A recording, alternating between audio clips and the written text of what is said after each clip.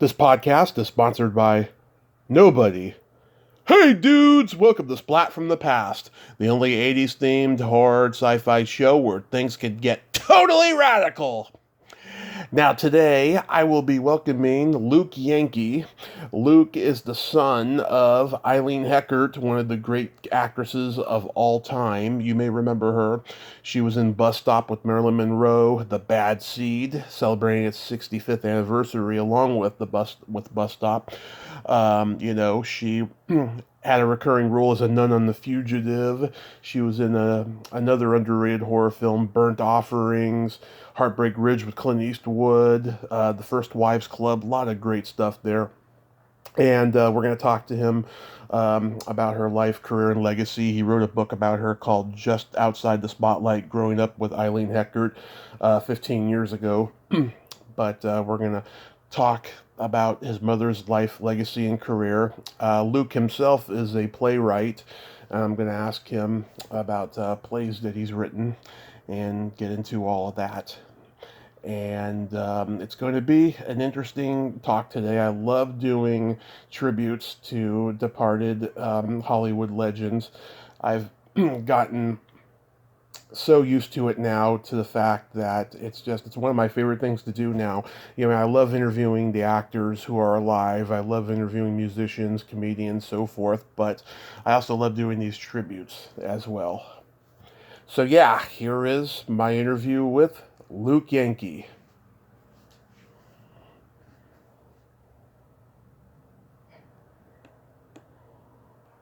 Hello. Hey, Luke, welcome to the show, sir. How are you today? I'm great, Tommy. How are you? I am just spectacular. This is such a great honor. Thank you for taking the time today. My great pleasure. Thank you for asking. My pleasure, sir. So, you wrote this book about your mom, Just Outside the Spotlight, Growing Up with Eileen Heckart, back in 2006. What made you want to write a book about her? Tommy, my mom had all of these amazing stories. Mm-hmm. And from the time I was a little boy, I would kind of sit at her feet as she would be telling these stories or sharing these stories with people like Teresa Wright, Mary Tyler Moore, Paul Newman.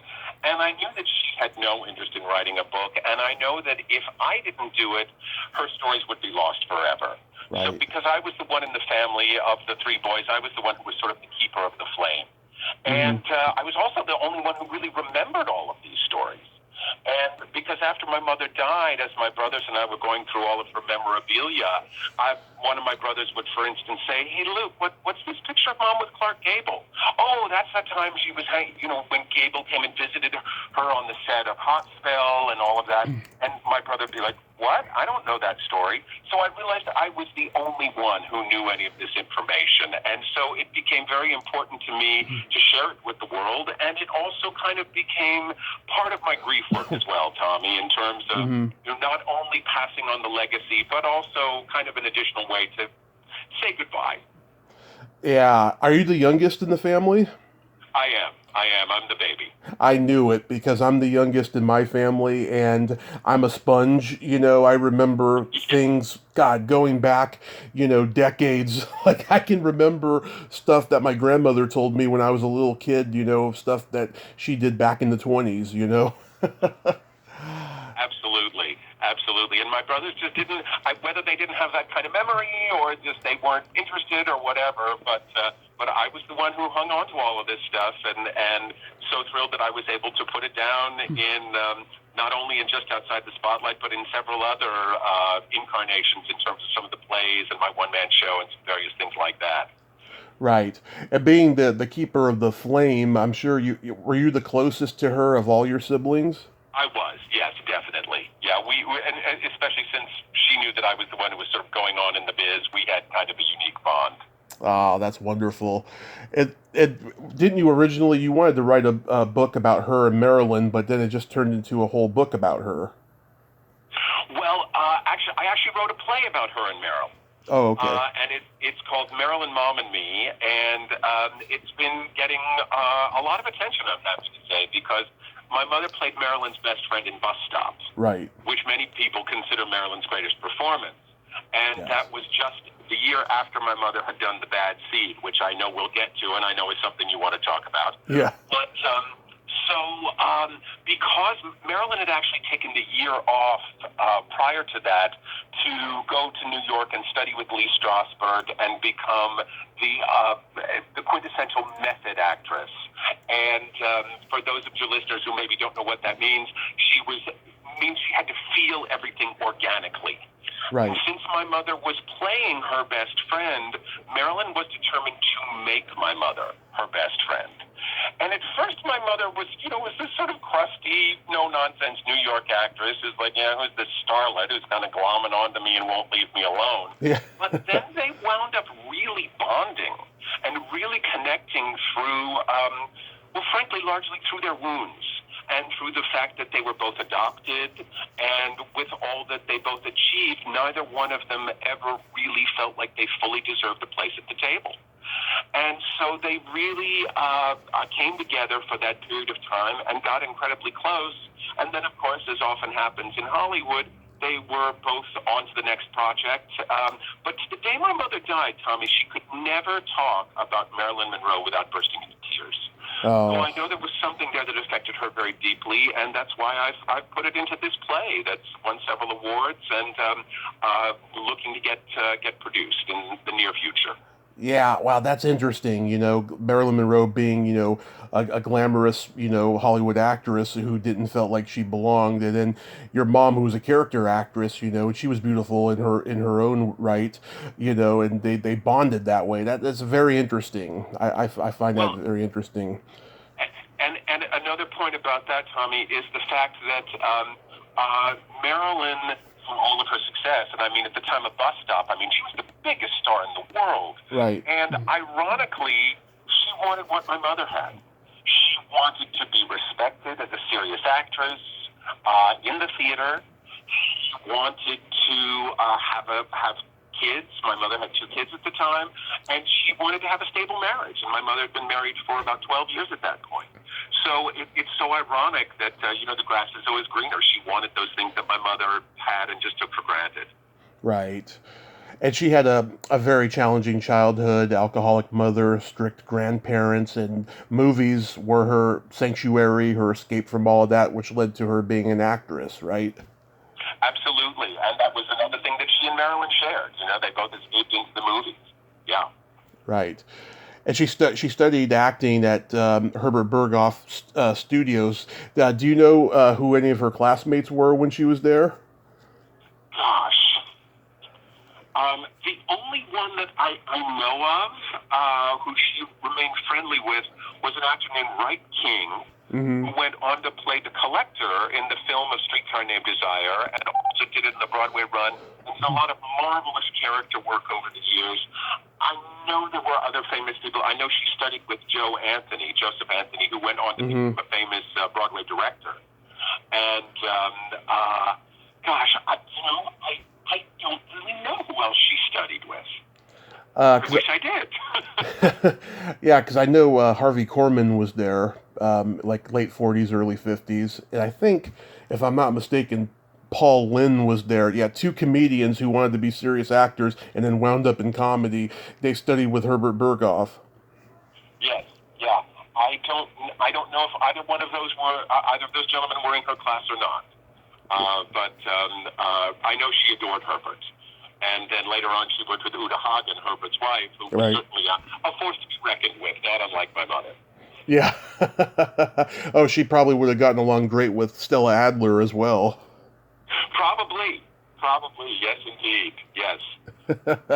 So was she determined to become a movie actress, or was she comfortable where she was in New York and in the theater? She was very comfortable in the theater. And yet, the theater was always her first love. She really hated Hollywood. Yeah. I think it's so ironic. She would come out, it could be the dead of winter back in Connecticut, but she'd be filming in Hollywood, and she'd wake up in the morning and she'd say, "There's that damn sun again." She loved the change of seasons. She loved the theater and yet knew that she needed to do the film and television not only for, greater visibility, but certainly from a financial standpoint. There was one of my favorite stories about that is that I actually studied acting at Juilliard myself. Mm-hmm. And after my first semester of studying at Juilliard, my father and I, on my Thanksgiving break, we drove down to Atlantic City where my mother was doing a honeymooners reunion with playing Jackie Gleason's mother-in-law, even though he was 12 years older. And so after 3 months of Chekhov and Shakespeare and Ibsen, I was terribly full of myself. And so I watched this honeymooners reunion, and I was rather appalled. And at dinner afterwards, I said, "Good God, mother, how could you do such a piece of shit?" She just glared at me over her shrimp cocktail and snuffed out her cigarette and said, "I know it's shit. I know exactly what I'm doing. I am paying your tuition." Yeah. So that shut me up like a clam, and I didn't question her choices after that. Yeah. She was in the original Broadway version of Picnic. Did she ever test for the movie? She desperately wanted to do the movie. She did not test for it because Frederic Brisson, the producer, I believe, if I'm not mistaken, he actually bought the rights to it for Rosalind Russell, who was his wife. Mm-hmm. And she was devastated that she didn't get to do the film A Picnic because since they had other people who had done it on Broadway, Mm-hmm. but including Elizabeth Wilson, who remained a wonderful friend. But so she always had a bit of she always had sort of mixed feelings about Rosalind Russell because of that. Not that she didn't admire her work, for she certainly did, but she was always sort of rankled that she didn't get to recreate her, the thing that put her on the map on stage, on film. Right. And so, flash forward many years, when my mother won the Academy Award in 1973, Rosalind Russell was given an honorary award that year, and the Jean Hirschfeld Humanitarian Award, and she was very ill, and I believe she was in a wheelchair, and her face was bloated from the cortisone injections due to her crippling arthritis. So my mom went up to this very fragile lady at the governor's ball, and she put out her hand, and she says, "Roz, congratulations, it's Hecky." And Rosalind Russell took my mother's face in her hands and said, "Oh, if I'd let you play your Picnic, you'd have had your Oscar 20 years ago." And my mother immediately burst into tears. Oh.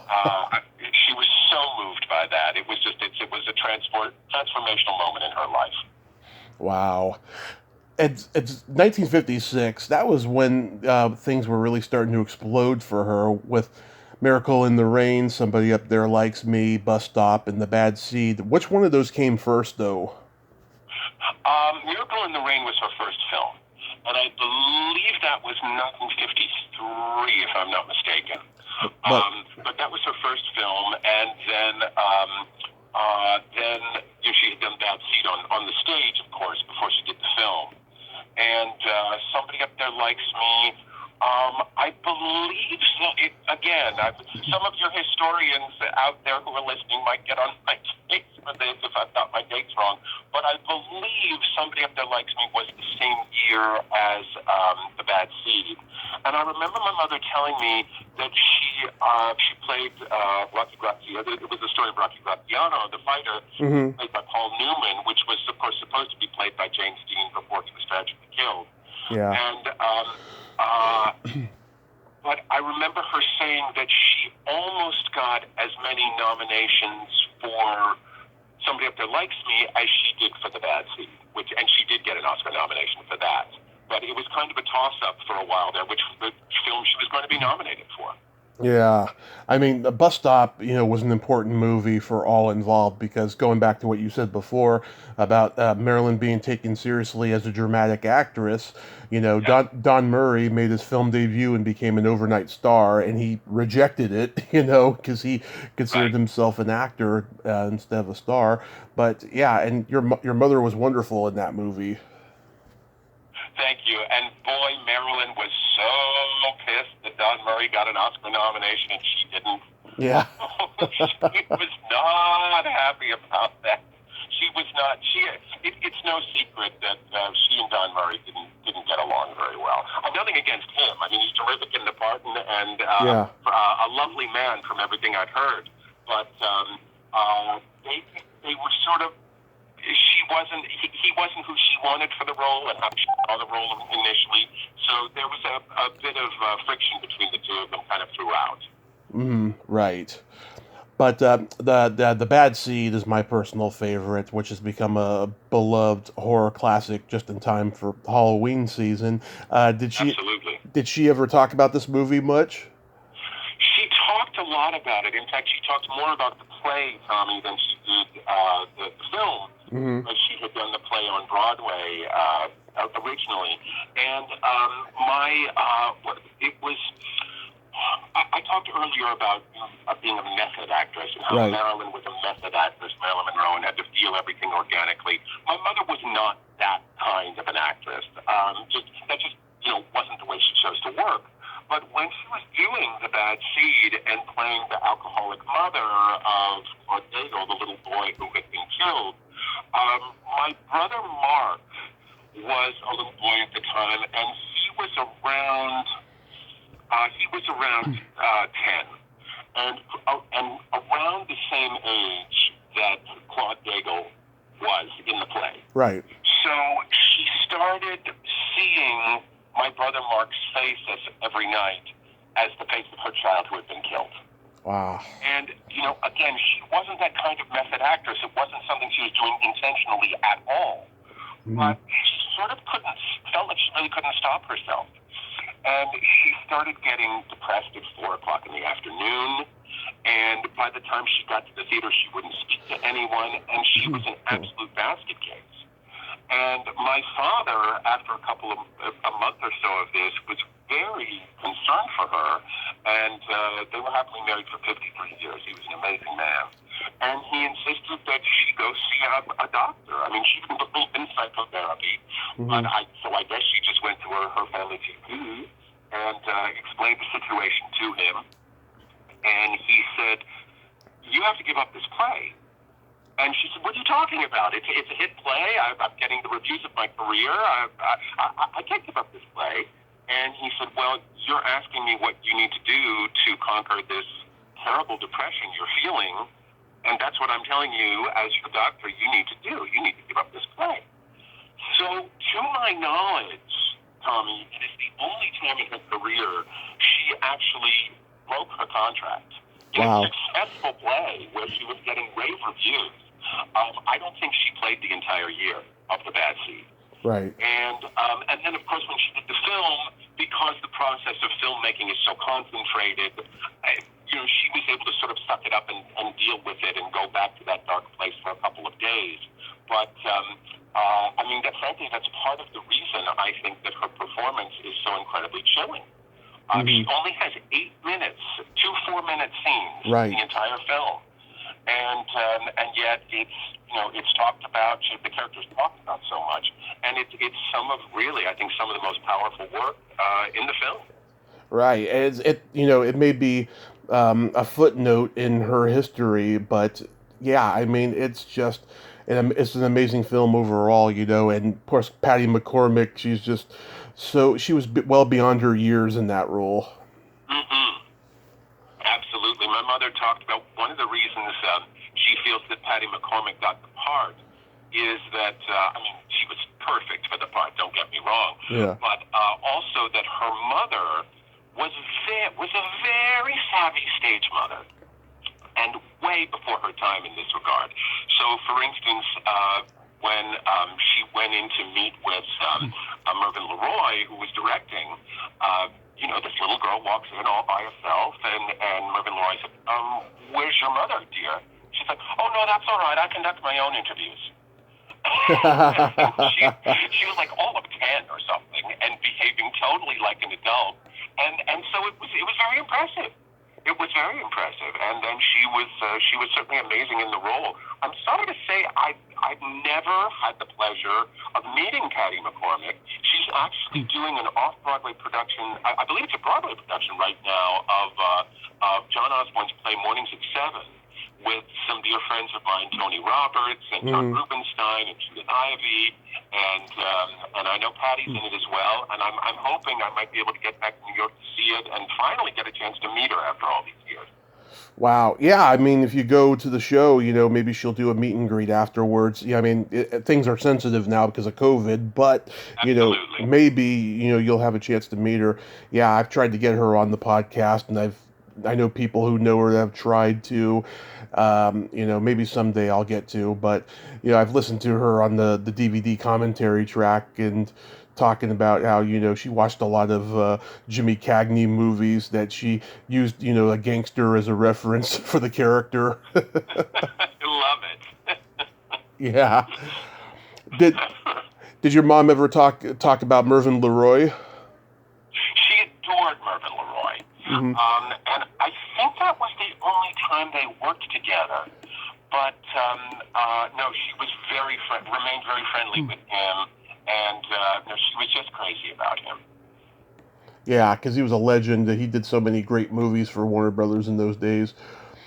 It's ironic how her scenes take place 1 hour apart in the same time frame, 36 minutes in and 1 hour and 36 minutes in. Oh, that's amazing. I didn't realize that. Yeah. Yeah, that was written on IMDb. I thought that was a funny anecdote to mention. Absolutely. My friend Carol White, her father, Jesse White, plays Emery the gardener in the movie. She told me that he was always proud of being associated with that movie just as much as he was with Harvey, with Jimmy Stewart. Oh, what a wonderful actor, Jesse White. I mean, such a terrific character, man. Yeah. Do people come up to you and say that they loved your mom in the movie? They do, yes. I mean, it's funny. I mean, one of the things that she would always say was she was also, aside from the bad seed, she was also probably best known as playing Mary Tyler Moore's Aunt Flo on the old Mary Tyler Moore show, and she and Mary remained very close. I mean, after doing all that television and probably about 15 films, and of course all of that theater, she would say, people come up and say the bad seed, or they say Mary's Aunt Flo. She'd think, oh my God, in 50 years, is that all I ever saw? But still, I mean, she was very proud of the bad seed, and it really, again, kind of put her on the map and getting an Oscar nomination and all of that. It was a very important film for her. I bet Mary Tyler Moore, she wrote a foreword for the book, right? Mary Tyler Moore wrote a foreword to my book, yes. She remained a dear family friend and adored Mary, absolutely adored her.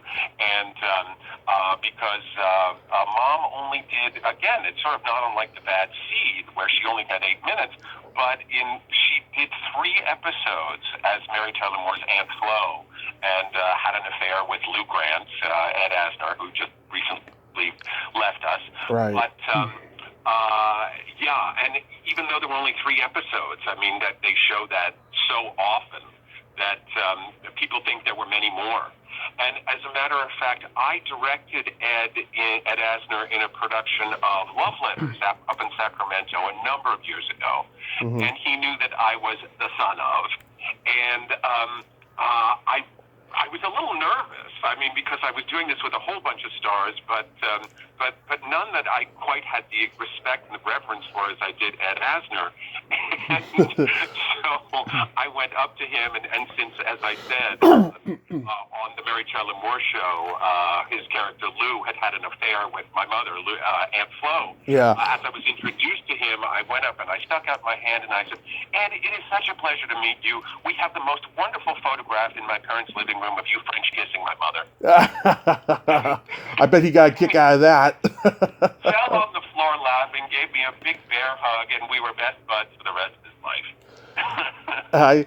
I was lucky enough to interview him in summer of last year, and it was amazing. It started off I started off kind of struggling, but then we started bonding over, his son had autism, and I told him about my Asperger's, and then we talked about the Screen Actors Guild and all the problems that are going on with the healthcare and what have you. And then I was eaten out of his hand. And then I said to him, do you have any upcoming projects you want to promote? And he said, you don't know her. That sounds like it. Yeah. It went over my head. Someone had to explain it to me later, but him and his manager were cracking up, and I was like, "Come on, guys, tell me, what does that mean?" That's funny. No, he was absolutely a pussycat, and of course he could put on the that gruff, tough thing so well. As a matter of fact, I had an interview series for a while that I did called, not unlike Inside the Actor Studio, it was called Conversations on Craft, where I interviewed two people each time from two different disciplines. And so I had, for the last one, I had Ed Asner and the Oscar-winning director Mark Rydell, who directed The Rose and On Golden Pond and so many wonderful things. And the two of them together are like a pair of old vaudevillians trying to outdo each other. Mm-hmm. It's just hysterical. It's pure gold. And I'm so happy I was able to have that experience with those two great men. Absolutely. She guest starred on Alfred Hitchcock Presents. Did she ever talk about that? Not really. The only thing really about that was that Don DeFore from Hazel, among other things, played her co-star. And I believe they had actually gone to college together and had been set up on a blind date once upon a time. So she adored him, and she and Don went way back. But I don't really remember any stories from that episode of Hitchcock, other than her connection with Don DeFore. Mm-hmm. She played a nun on The Fugitive in a couple episodes. How about that? Oh well, she adored David Jansen. Yeah. And he was also a theater actor, and of course they went way back. and that was another time where she suddenly felt like she got very into character. Because, David was, hard drinking and a chain smoker like her, and she's playing a nun. I believe her name was Sister Veronica. And, so they went to he took her to some kind of raucous Hollywood party. He said, "Come on, Hecky, let me get you a drink." And she's like, "No, thank you. I'll have a ginger ale, please."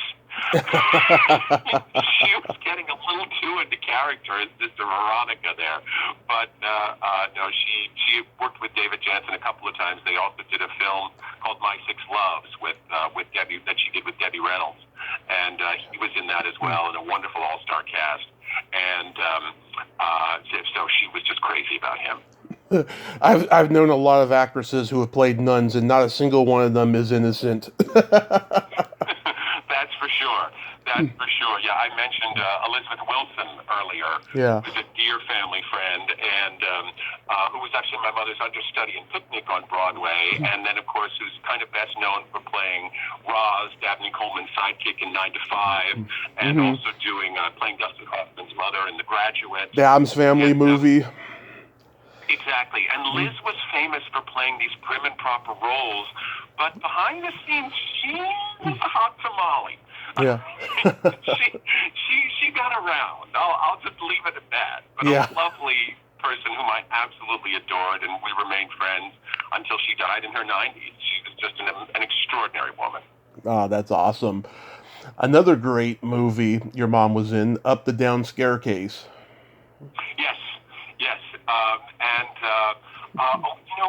There's a great story about kind of how Up the Down Staircase got to be made as a film, because it was produced by a gentleman named St. Suber, who was a big Broadway producer who produced Cabaret, and went on to produce Fiddler on the Roof, and just a number of other things. And I believe this was one of his few films. I don't think he did very many films, but the woman who wrote, and I'll preface this by saying this might be an apocryphal story, but I don't think it is, because I remember my mother telling me this. So Up the Down Staircase was written by a woman named Belle Kaufman. Okay. St. Suber had the rights to it, and he didn't want to make it as a film. And but because of his connection with Belle Kaufman, he's like, all right, I need to tell this woman in person, because how I don't remember how they were connected, but he's like, I need to let her know in person and all of that. And so she was waiting in his office for hours and hours. And because he was calling literally all over the world, trying to get the rights to the works of Sholem Aleichem to produce Fiddler on the Roof, which, of course, that was based on. Right. So Belle Kaufman is waiting in his lobby for hours, and finally he gets in. She gets into his office. He's like, "Yeah, Miss Kaufman, I'm so sorry to keep you waiting so long. I'm trying to find the rights to the works of Sholem Aleichem, and I've been on the phone with Israel all afternoon." And she's like, "Really? Well, he's my grandfather. I control all of those rights." And there was a long pause, and then he said, "Well, we'd love to do Up the Down Staircase as a film." That was the only way that movie got made, was so St. Super could get the rights to Fiddler on the Roof.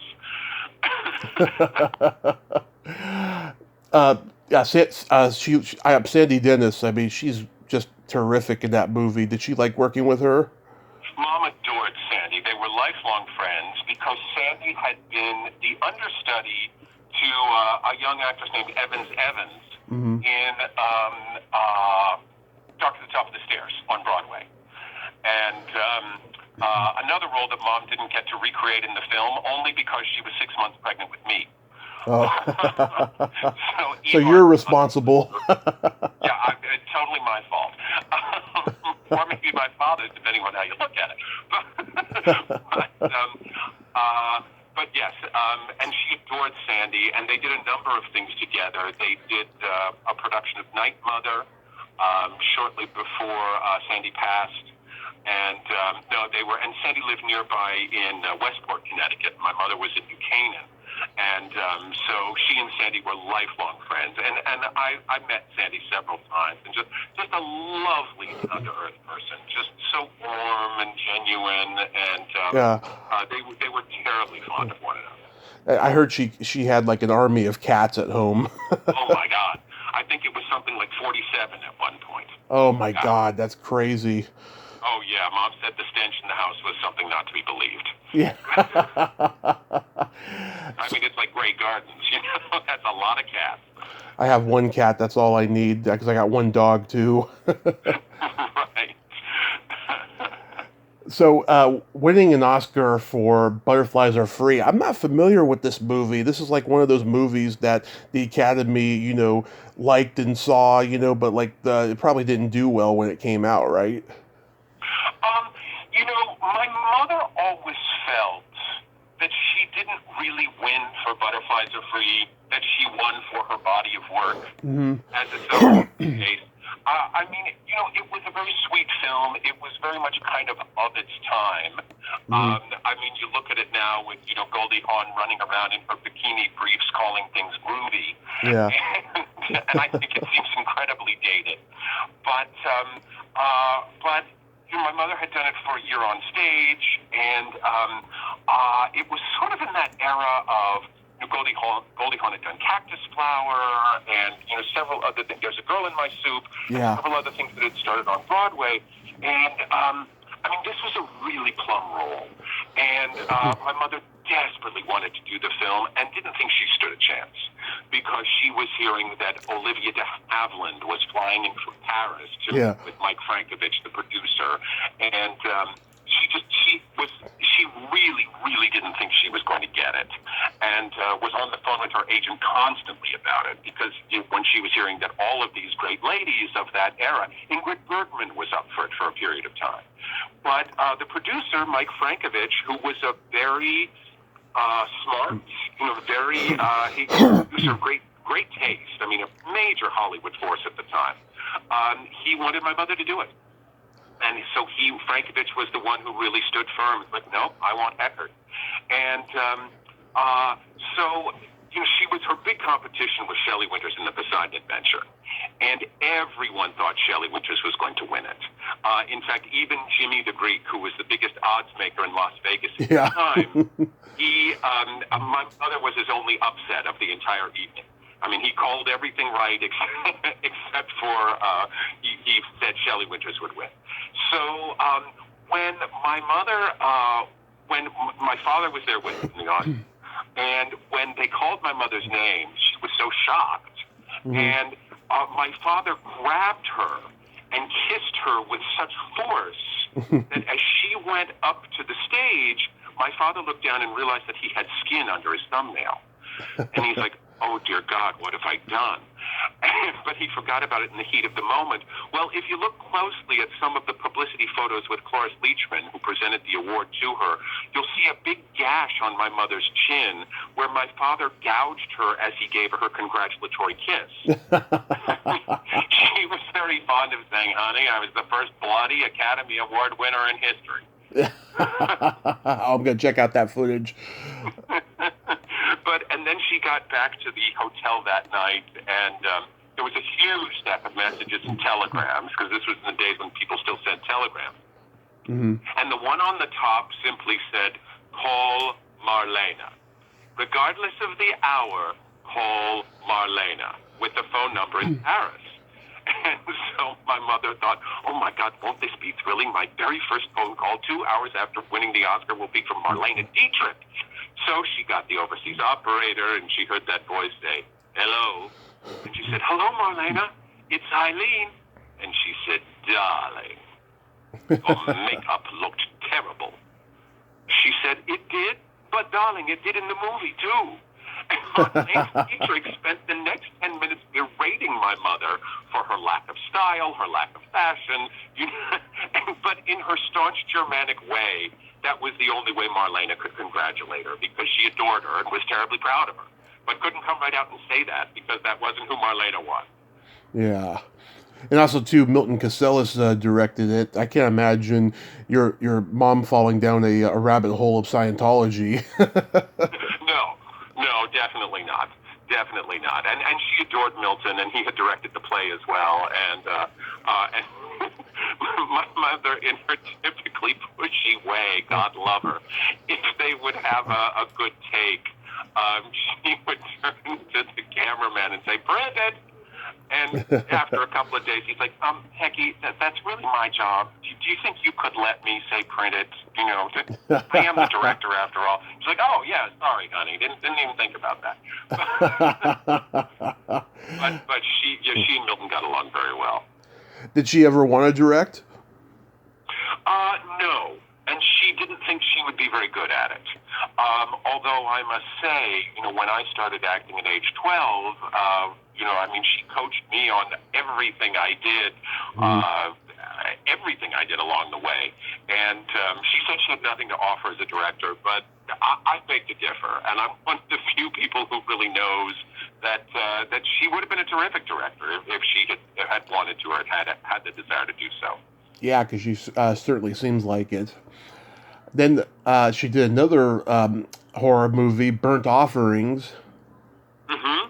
Yeah. Yeah. She, boy, as a kid, that movie scared the crap out of me. Oh, my goodness, what a scary movie that is.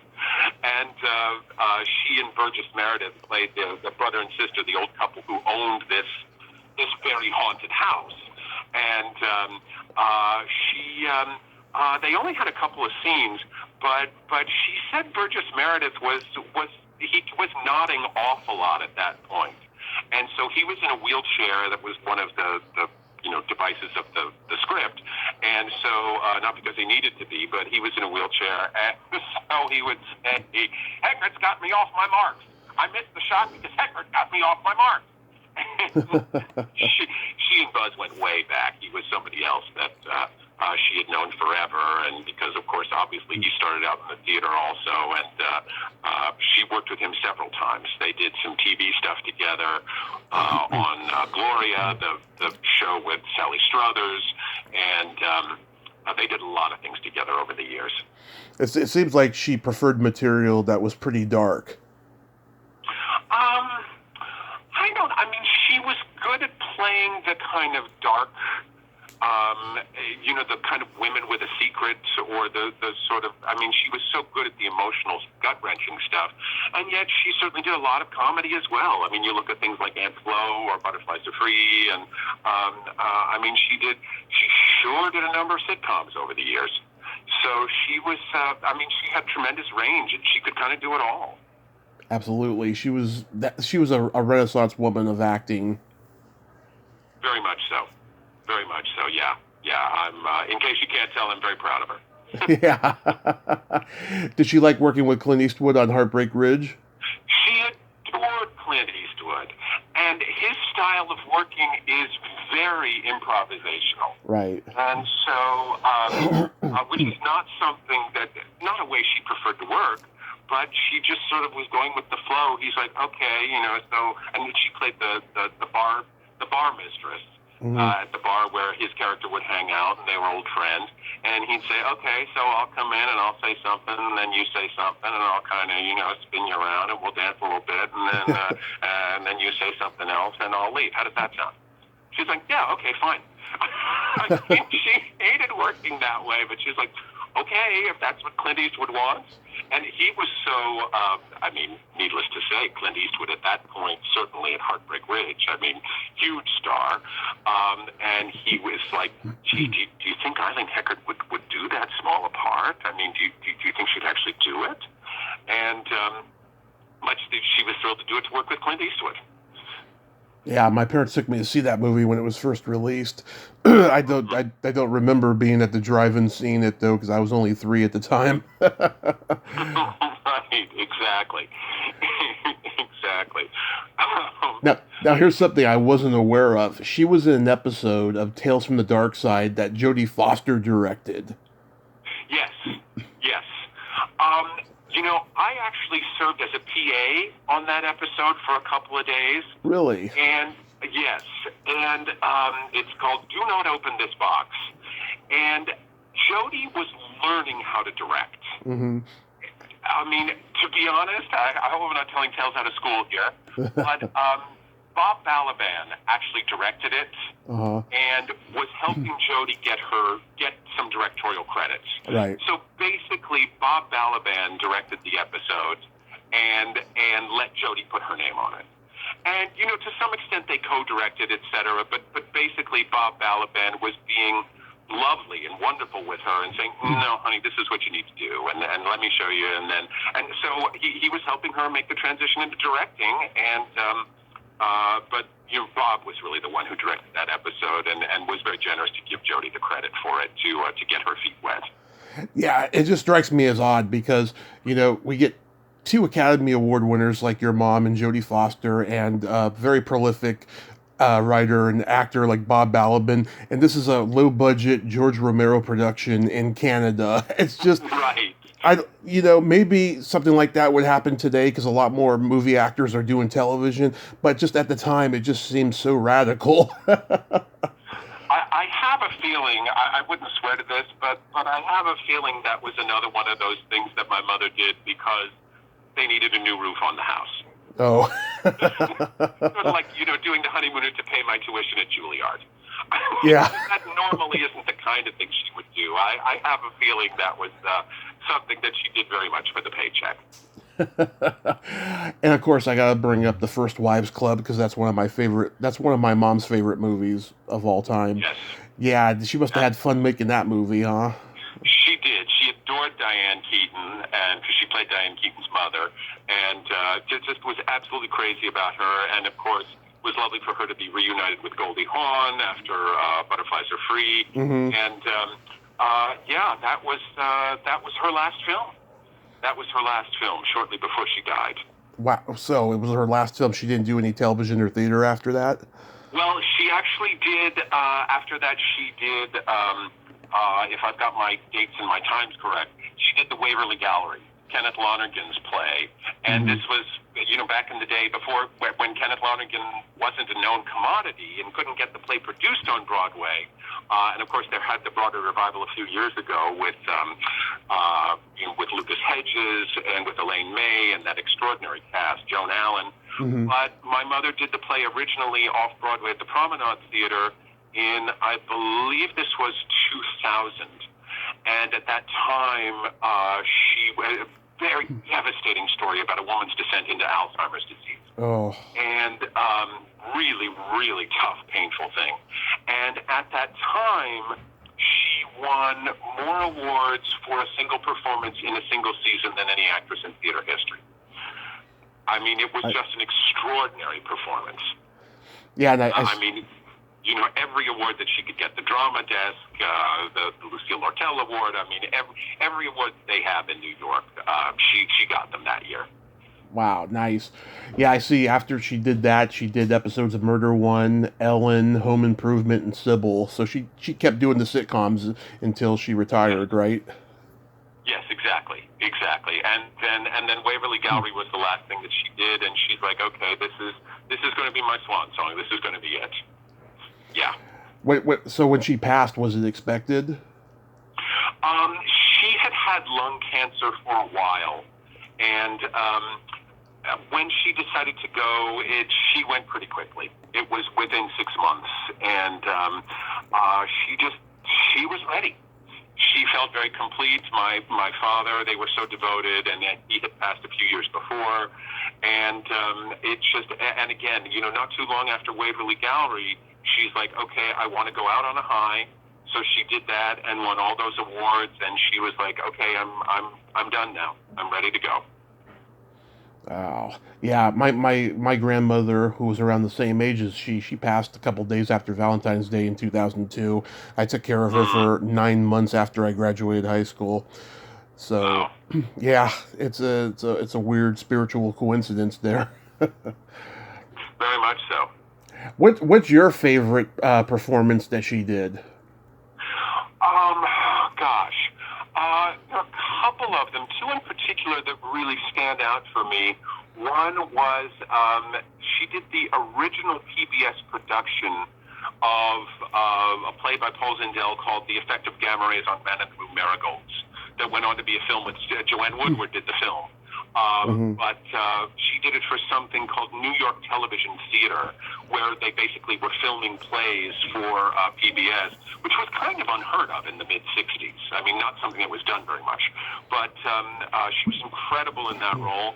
And also, I would have to say, the Waverly Gallery, which I was just talking about. I mean, it was just an incredibly difficult role because the whole thing was written the way an Alzheimer's patient speaks. And so she would have like a 2-page nonsense monologue that was just, you know, absolutely devastating. And it was one of those gut-wrenching performances. I mean, theater people have compared it to, you know, they talk about the great theater performances, the handful of them, things like Jason Robards in The Iceman Cometh, or Lorette Taylor in The Glass Menagerie. And one of the ones they talk about now is Eileen Heckart in the Waverly Gallery. Right, nice. So you've written plays. Any plays you've written you'd like to mention? Sure. Thank you. I have 5 published plays, and that have all been produced. I have one called The Last Lifeboat, which is about the aftermath of the sinking of the Titanic, which has had more than 50 productions around the country. And I'm very excited about that. It's an untold story about the Titanic.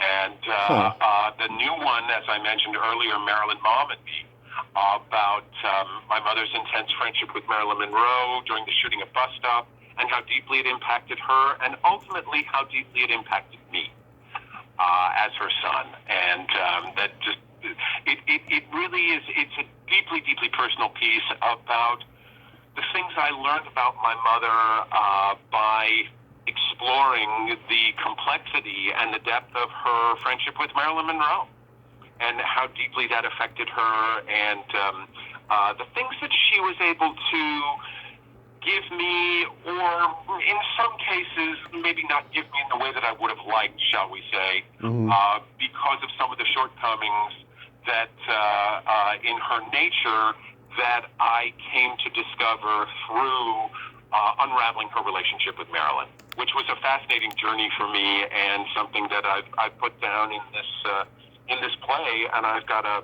West End producer who is very interested in it at the moment and trying to get it on its feet in the United Kingdom. And I have high hopes for it for New York and elsewhere. Well, I hope it comes to fruition for you. Is that your latest project, or do you have others that you're working on? Well, the one other one is that I believe it or not, I recently just finished writing a textbook, which is not something I ever thought I would do. A textbook. I'm also a college professor, and I just finished. I was asked to write a book called "The Art of Writing for the Theater: An Introduction to Script Analysis, Playwriting, and Theater Criticism." And that will be out this summer. I also did interviews with 18 world-class playwrights, Marcia Norman, David Henry Hwang, Donald Margulies, critics like Ben Brantley, lyricists like Sheldon Harnick and David Zippel. And so I'm very excited about that. And that will be published this summer by Bloomsbury Press out of London. Wonderful, wonderful. So the book, it's 15 years old now, just outside the spotlight, Growing Up with Eileen Heckart. It's available on Amazon, and is it also available on your website? It is, and it's also available as an ebook and in pretty much all formats out there. Wonderful. Well, Luke, I want to thank you so much for coming on today and sharing all these great stories. Well, it's my great pleasure, Tommy, and thank you so much for asking. My pleasure, sir. So happy Halloween, happy rest of the other holidays, and be safe. Indeed. Same to you. Thanks again. Okay. Bye-bye. Take care. Bye-bye. Well, there you have it. Luke Yankee. Ain't he a cool dude?